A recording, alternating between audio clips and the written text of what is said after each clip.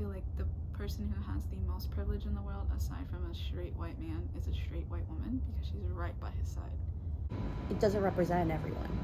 It generalizes everyone, and that's not a good thing. White feminism is centered around white women's problems, and not that white women don't have problems, but y'all are missing a whole nother layer of oppression when you're talking about women as a whole.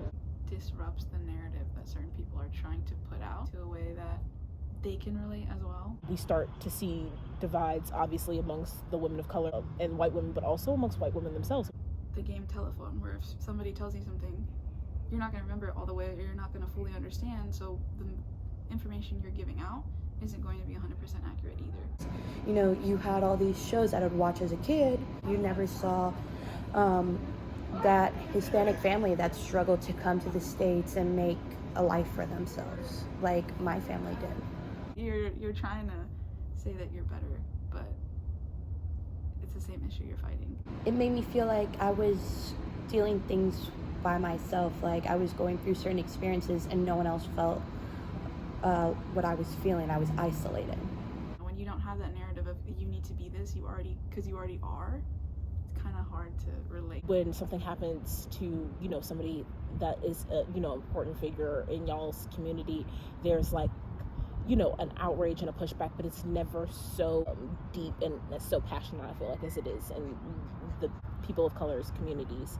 A pissing contest between each other of like, oh, well, I get away with this, or I can do this, or I have this above you, so that's why this doesn't happen to me. I think when I was watching like Disney princesses kind of thing, like, Meredith, that princess, she stuck up for herself and she didn't do what was expected of her, but she was still like the perfect white princess with her pretty red hair, pretty blue eyes. Where were the girls that were tanner with pretty brown hair, pretty blue brown eyes, and curly textured hair?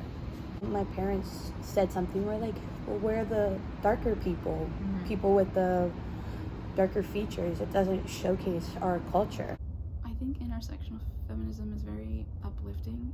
You get more sense of community.